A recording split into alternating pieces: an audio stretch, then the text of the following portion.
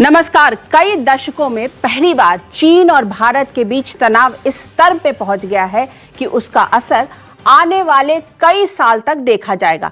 जहां प्रधानमंत्री नरेंद्र मोदी ने साफ कर दिया है कि भारत की 1 इंच जमीन पर भी चीन का कब्जा नहीं है, वहीं विपक्ष लगातार सवालों की बौछार लगा रहा है। ऐसे में आने वाले समय में सामरिक दृष्टि से भारत किस तरह से चीन को जवाब देने वाला है, इस पर चर्चा करने के लिए आज हमारे साथ हैं देश के पूर्व थल सेना अध्यक्ष और मौजूदा केंद्रीय मंत्री जनरल सिंह। न्यूज़ 24 के इस खास कार्यक्रम आमने सामने में आपका बहुत बहुत स्वागत है। नमस्कार जी, तो जनरल सिंह, कल प्रधानमंत्री का बयान आया कि हमारे देश की 1 इंच जमीन भी चीन के कब्जे में नहीं है, न ही हमारा कोई पोस्ट उनके कब्जे में है। तो इस बयान के बाद क्या माना जाए कि सारा विवाद खत्म हो गया?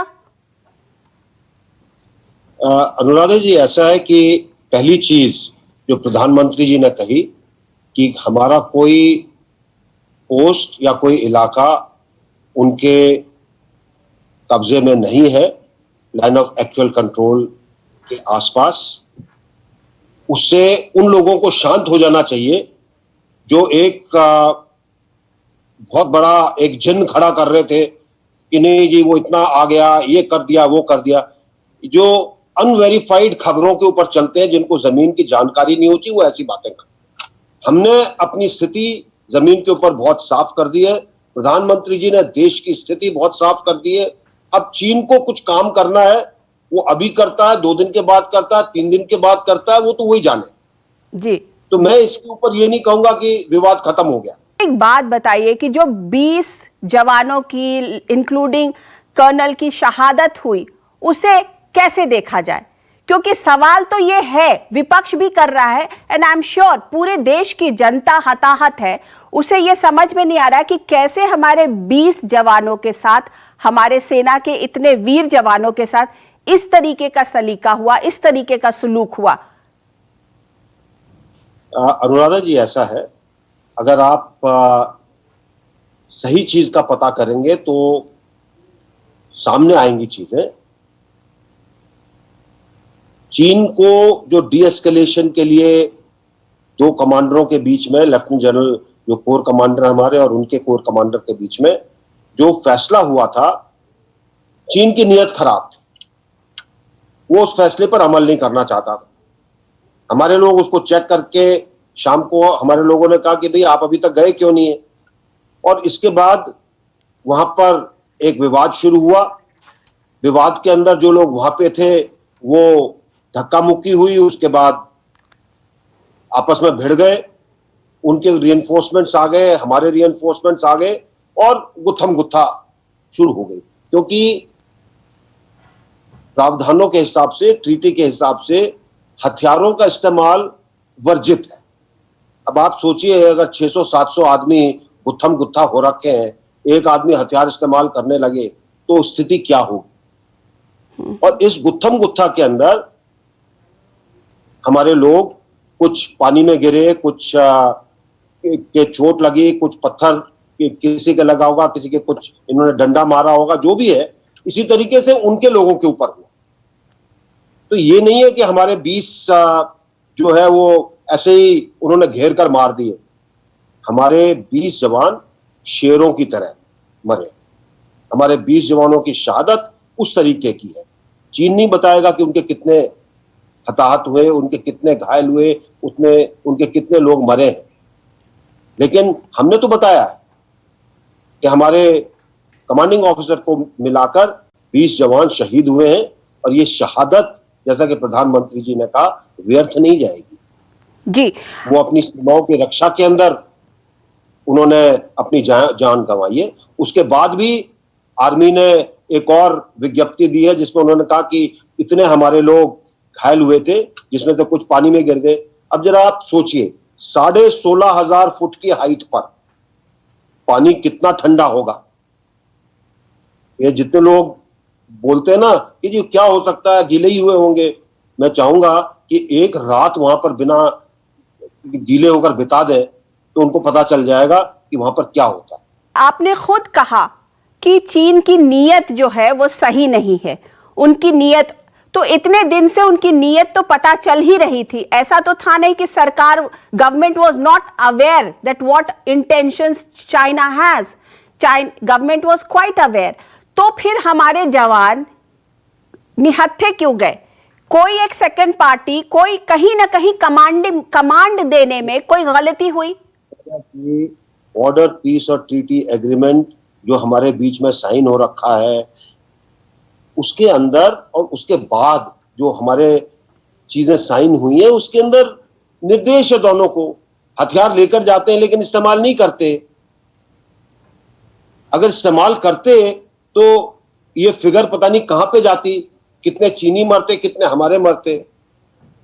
तो ये बात नहीं है कि क्या कहते हैं, ये जो भी बोल रहा निहत्था, उसको पता ही नहीं है कि ट्रीटी एग्रीमेंट क्या है। पहले देख तो लीजिए आप।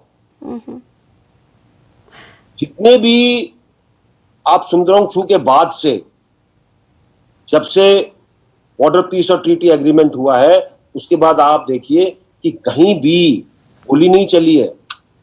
कोई गोली नहीं चलाता। दोनों के बीच में एक एग्रीमेंट है, दोनों सरकारों के बीच में, कि हमारे सैनिक जाएंगे तो उसका इस्तेमाल नहीं करेंगे हथियार का, और इसीलिए डंडे डुंडे इस्तेमाल होते हैं। ये सवाल मैं ही नहीं, पूरा देश भी पूछ रहा है कि आखिर किसी को आप मार रहे हैं और इस बुरी तरह से मार रहे हैं, तो फिर क्या फायरिंग नहीं होगी और कोई वेपन नहीं चलेगा? क्या हम मर जाएंगे? क्या हम अपने आप को प्रेजेंट कर देंगे कि आइए और आप हमें मार दीजिए? किसी ने प्रेजेंट नहीं किया। जितने उनके घायल हुए हैं, जिस दिन वो अपना फिगर बताएंगे तो देखिएगा। 43 की एक काउंट दी गई है, जो कि आधिकारिक तौर पर दी गई है। वो है जो हमारे लोगों ने देखे, जो कि गिरे और जो कि वहां पर पड़े, उनको दिखाई दिए। उसके अलावा कितने और उसके अंदर घायल हुए होंगे, पता नहीं किसी को भी। तो ये कहना कि जी हमारे लोग खड़े थे, उन्होंने आके डंडे से मार दिया, ऐसा नहीं है। अगर उन्होंने एक मारा होगा तो हमारे ने 2 मारे होंगे। लड़ते लड़ते हमारे लोग भाग गए हैं, ऐसा नहीं है। गोली नहीं चली तो कोई बात नहीं। 1962 के अंदर भी जब गोलियां खत्म हो गई थी तो लोगों ने अपने हथियारों से ही, उन्हीं को राइफलों के बट से लोगों को मारा था। तो हमारा सैनिक पूरी तरीके से जो चीजें उसको बताई जाती हैं वो करता है, लेकिन कोई भी उनको निहत्था या उनको इस तरीके से नहीं भेजता कि वहां पे खड़े हो गए और उनको आकर किसी ने मार दिया, ऐसा नहीं है। जी अच्छा जनरल सिंह, एक और बात जो देश भी समझना चाहता है कि आखिर वो उनकी शहादत फिर हुई कहां पर? अगर वो हमारे LAC पे नहीं आए थे तो क्या हम वहां गए थे? क्या हुआ? ये जो PP-14 है गलवान पर, वहां पर जब उन्होंने हमारे ऑपोजिट आकर अपना कैंप लगा लिया, क्योंकि वो चाहते थे कि वो क्लेम लाइन अपनी बढ़ाना चाहते थे। ये उनकी एक पुरानी एक तरीका रहा है कि नहीं जी ये लाइन यहां तक नहीं है, ये लाइन आगे तक है। हमारे लोगों ने मना कर दिया, दोनों आमने सामने हो गए PP-14 के इलाके में। PP-14 के इलाके से जो वो जहां पे PP-14 पर थे, उनको वापस लौटना था, और एक नफरी जो है, एक संख्या वो तय कर दी थी दोनों कमांडर्स के बीच में कि यहां पर इस स्थान पे उनके इतने होंगे, हमारे इतने होंगे, उसके पीछे उनके इतने होंगे, हमारे इतने होंगे, और उसके और पीछे इतने होंगे और इतने होंगे। ये चीज के ऊपर वो पूरा काम नहीं कर रहे थे, उसमें धीरे धीरे चल रहे थे। और जब उनको टोका गया और उनको बोला गया कि यहां से हटो, उस समय दोनों के बीच में झड़प हुई PP-14 के इलाके में। तो ये कहना कि जी वो अंदर आके हमारे इलाके में घुस गए, ऐसा नहीं है। हम भी वहीं पर थे, वो भी वहीं पर थे जी। कोई वहां पे लाइन और बार्ब्ड वायर नहीं लगा हुआ है, कोई वहां पे दीवार नहीं बनी हुई है, कोई वहां पर लाइन खिंची हुई नहीं है जिसको आप कह सकते हैं। एक दोनों के बीच में एक वो है कि फला जगह से फला जगह तक मेरा इलाका है, फला जगह से फला जगह तक उसका इलाका है। हम अपने इलाके पर थे, वो अपने इलाके पर। तब जब झड़प हुई, कुछ हमारे दूसरी तरफ चले गए, उनके कुछ हमारी तरफ आ गए। और इसीलिए जब कल किसी ने चला रखा था मीडिया के अंदर कि हमारे इतने लोगों को सुबह लौटाया गया, इसी तरह हमने उनके लोगों को लौटाया जो हमारी तरफ आ गए थे। लेकिन हम कई चीजों को बताते नहीं है क्योंकि उसका कोई मतलब नहीं है।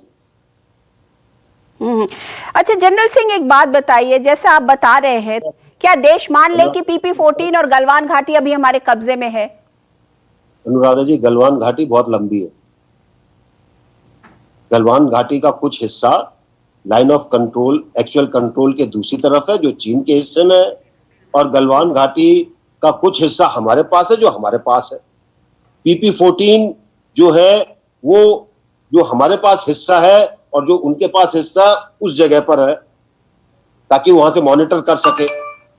तो ये कहना कि जी गलवान घाटी में आ गए, गलवान घाटी में तो बहुत पहले से 1962 से बैठे हुए हैं, गलवान घाटी में लड़ाई के बाद से।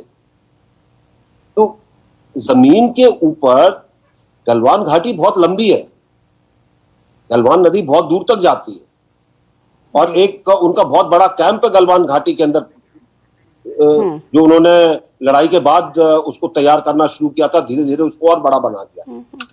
हम लोग PP-14 के ऊपर अपने एक तैनाती रखते हैं क्योंकि हम सोचते हैं कि यहां से हमें ऑब्जर्वेशन मिलती है, हमें अपने इलाके पर कंट्रोल करने का समय मिलता है, देखभाल करने की जगह है। जी जी, तो हम ये क्या कंफर्म माने कि PP-14 हमारे कब्जे में है? PP-14 प्रधानमंत्री जी ने भी कह दिया तो उसके बाद शक क्या रह गया, मुझे पता नहीं चलता। अच्छा, तो एक बात बताइए, आपने कहा कि हमने भी कुछ हो सकता है उनके सैनिक रिटर्न किए होंगे, हमने भी उनके सैनिकों को लौटाया होगा, तो इस बात को हम कंफर्म माने? ऐसा है, एक छोटे से इलाके में 600 आदमी भिड़ गए आपस में। अब आप सोचिए क्या वहां पे हुआ होगा। इस धक्का मुक्की के अंदर कुछ लोग, कोई जैसे मैंने कहा कोई दीवार तो है नहीं, कुछ लोग दूसरी तरफ हो गए, वो सेग्रीगेट हो गए, उनके कुछ लोग हमारी तरफ हो गए, वो सेग्रीगेट हो गए। और जैसा कि मुझे पता लगा है, उन्होंने कहा जी हमने आपके लोगों को अच्छी तरह से ट्रीट किया, हमने भी कहा हमने भी आपके लोगों को अच्छी तरह से ट्रीट किया, हमें कोई दुश्मनी में ये नहीं है कि उनको हमने अलग कोई उनके साथ बर्बरता की हो, अगर उन्होंने की होती तो हम करते, उसका जवाब देते हम क्या करना है। तो सैनिकों के बीच में एक अनरिटन चीज होती है कई बार, जो हमारे वहां पे दूसरी तरफ रह गए गलती से, जो धक्का मुक्की के अंदर दूसरी तरफ चले गए, इसी तरह उनके कुछ जो चले गए, आदान प्रदान हो गया, उनका बात खत्म हो गई। एक बात बताइए जनरल सिंह कि कल जब प्रधानमंत्री जी का बयान आया, उसके बाद चाइना ने फिर से गलवान घाटी पर अपना दावा ठोक दिया और लिखित बयान आया उनका कि पूरी की पूरी गलवान घाटी जो है वो चाइना की है। और तो क्या करना चाहिए भारत को? भारत को क्या इस स्टेटमेंट का किस तरीके से जवाब देना चाहिए? अनुराधा जी, जैसे मैंने कहा, चीन नामों का प्रयोग कर कर कई बार गलत धारणा पैदा करना चाहता है। गलवान घाटी बहुत लंबी है, कुछ हिस्सा उसके पास है 1962 से, कुछ हिस्सा हमारे पास है, जो हमारे पास है वो हमारे पास है। अब वो कहेगा जी गलवान घाटी पूरी मेरी है, उसको बोलने दीजिए, जो उसका हिस्सा उसके अंदर वो भी तो गलवान घाटी है, वो अपने हिस्से को बोलेगा। वो कई बार कोशिश करता है कि इस गफलत के अंदर हम उसके साथ बातचीत करने के लिए बैठ जाए। इसमें तो कोई बातचीत की जरूरत ही नहीं है। दोनों मिलिट्री कमांडर्स ने बात कर ली कि हम कहां तक है, वो कहां तक है, और उसी इलाके से डीएस्केलेशन होना उनका, तो हमें इसकी कोई चिंता नहीं करनी चाहिए। आर्मी के अंदर भी आप जानते होंगे, उनकी फैमिलीज के अंदर भी इस तरीके का रिजेंटमेंट तो है ना जनरल सिंह। आप जानते हैं कि आर्मी की जो फैमिलीज जिनके घर के बच्चे जिनको शहादत हुई है, तो उनकी नजर में तो ये कहीं ना कहीं ये क्वेश्चन है कि आफ्टर ऑल अगर कुछ था ही नहीं, अगर कोई प्रॉब्लम ही नहीं थी, तो उनके बच्चों की शहादत क्यों हुई? देखिए, प्रॉब्लम थी ना। प्रॉब्लम जब उन्होंने आके अपना दावा ठोका, हमने उनको रोक दिया, ये प्रॉब्लम थी। वो चाहते हैं कि देखिए, चीनी सेना का एक ध्येय है कि किसी तरीके से जो हमारी रोड बनी है, जो डीवीओ के लिए जाती है श्योक नदी के साथ साथ, उसके ऊपर वो निगरानी रख सकें। PP-14 के कारण वो उसके ऊपर आ नहीं सकते, निगरानी रखने के लिए उनको आगे आना पड़ेगा। इसलिए वो कहते हैं जी हमारा इलाका जो पहले था वैसा नहीं है, हमारा इलाका और इसके आगे है। तो ये उनकी चालबाजी है, जो वो हमेशा इस्तेमाल करते हैं। हमें उसके लिए सतर्क रहना चाहिए। और ये जो शहादत हुई है ये इसीलिए हुई है कि हमने उनको आगे आने नहीं दिया। जब आपने ये खबर सुनी कि इस तरीके की शहादत हुई है, इस तरीके की लड़ाई हुई है, तो आपका खून खौला होगा जरूर। देखिए, कोई भी चीज, हमारा एक भी सैनिक जब मरता है तो जो भी सैनिक रहे सब सैनिकों का खून खौलता है। उसके बाद उसके बारे में जब पता करते हैं क्या हुआ है, क्या तथ्य निकले हैं, और इसीलिए मैंने कहा कि हमारी जवानों की शहादत व्यर्थ नहीं थी। उन्होंने चीनियों को आगे आने नहीं दिया। उन्होंने चीन जो अपनी क्लेम लाइन बढ़ाने की कोशिश कर रहा था उसको आगे आने नहीं दिया, उसको वहीं पर रोक दिया। एक बहुत बड़ी चीज है। जी जी। अच्छा जनरल सिंह, एक और बात बताइए कि उस दिन जब मिनिस्ट्री ऑफ एक्सटर्नल अफेयर का जो स्टेटमेंट आया हमारे, उसको आप किस नजरिए से देखते हैं? वो स्टेटमेंट, उसमें तो बड़ी क्लैरिटी थी कि वो आ गए थे, वो उन्होंने वहां झगड़ा हुआ, इस तरीके की चीजों से फिर अल्टीमेटली अगर देश में कोई बात होती है या विपक्ष भी बात कर रहा है या राहुल गांधी बार बार ये सवाल पूछ रहे हैं, तो ये कहीं ना कहीं तो वहीं से आया ना। देखिए, MEA ने क्या कहा, उन्होंने कोशिश की आने की, उसके बाद उन्होंने वहां पर कैंप लगा लिया। हमारा भी कैंप, हमारी भी रीइंफोर्समेंट चली गई, हम उनके ऑपोजिट बैठ गए जाकर, और उसके बाद दोनों कमांडरों के बीच में फैसला हुआ और उनको हुक्म मिला कि उनको वापस जाना। तो इसमें क्लैरिटी कहां नहीं है। कैप्टन अमरिंदर सिंह ये कह रहे हैं कि हमें पाकिस्तान की तरह से सर्जिकल स्ट्राइक, बालाकोट जैसा स्ट्रॉन्ग रिएक्शन देना चाहिए, सर्जिकल स्ट्राइक करनी चाहिए, क्योंकि अगर उन्होंने हमारे 20 सैनिकों को मारा तो हमें 500 को खत्म करना चाहिए। इस तरीके की बातें हो रही है देश में। देखिए, ऐसा है कि कई बार हम भावावेश बहुत चीजें बोल जाते हैं बिना सोचे समझे। हमारे अगर 20 शहीद हुए हैं, दूसरी तरफ कितना नंबर है? इससे ज्यादा नंबर है। चीन नहीं बताएगा कि उसके कितने हुए हैं।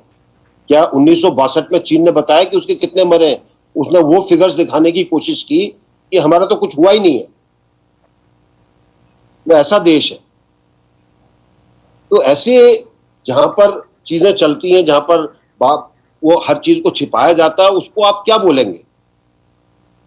मैं आपको बिल्कुल साफ बोल रहा हूं कि अगर हमारे 20 हुए हैं तो वहां पे कम से कम डबल से ज्यादा ही होंगे। तो मतलब हमने बदला वहीं पे ले लिया है, दो हाथ वहीं पे हो चुका है और हमने बदला ले लिया है। देश को आप ये बताएंगे क्लियरली कि हमने वहां पर बदला ले लिया है? इसीलिए मैंने कहा कि हमारे जवानों की शहादत व्यर्थ नहीं है। उन्होंने बदला लेकर शहादत दी है। अच्छा जनरल सिंह, आप एक बात बताइए कि अब चीन को हम किस नजरिए से देखें, किस तरीके से, क्या गुड्स का बायकॉट करना ही चीन को जवाब देना होगा?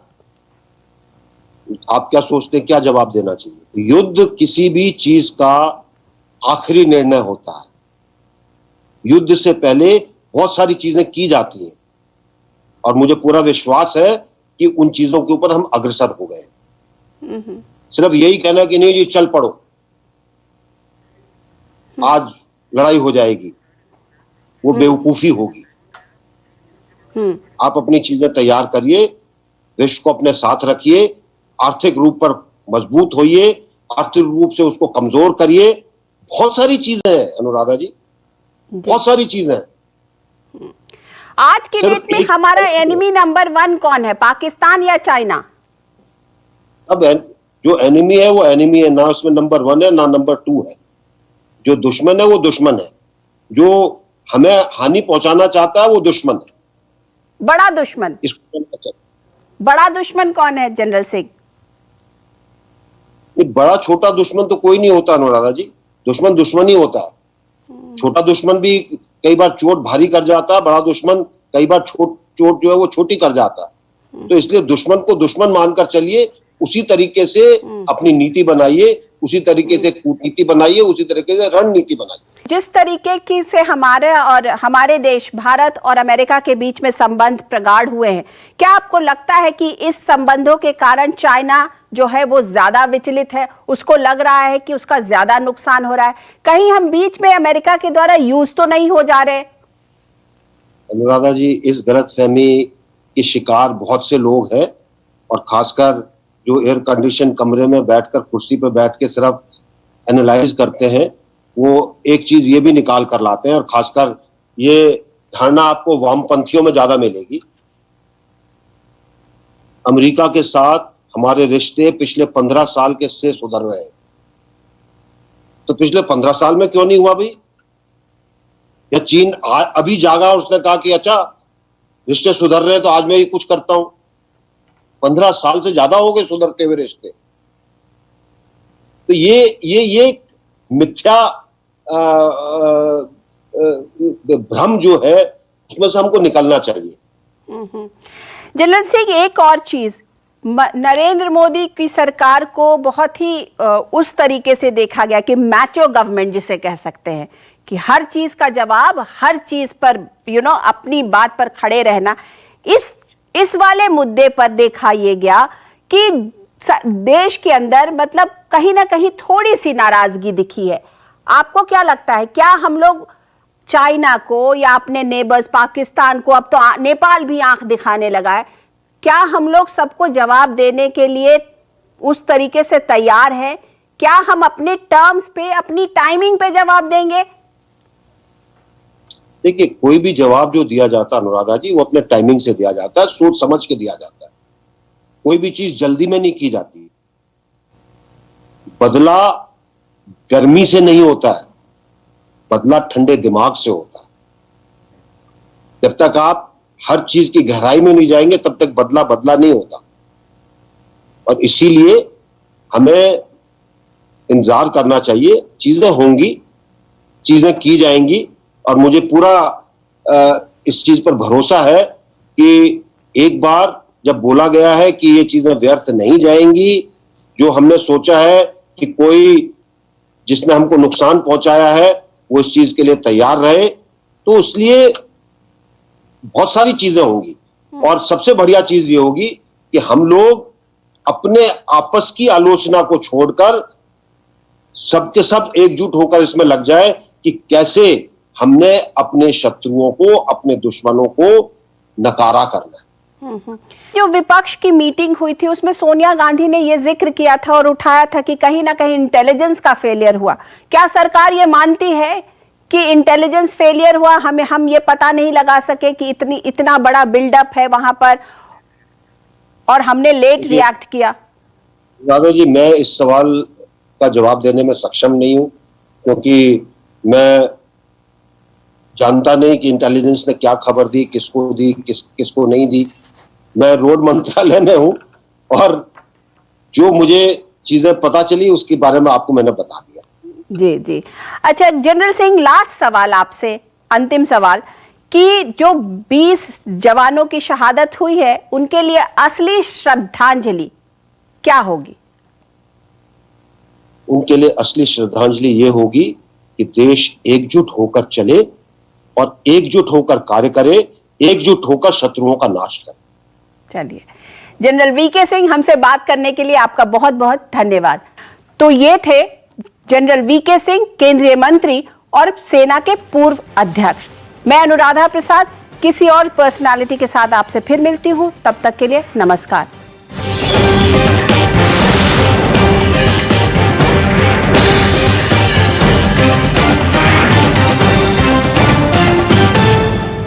नमस्कार, मैं हूं मानक गुप्ता।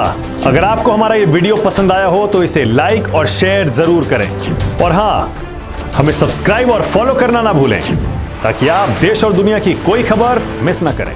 तो जुड़े रहिए हमारे साथ और देखते रहिए News 24।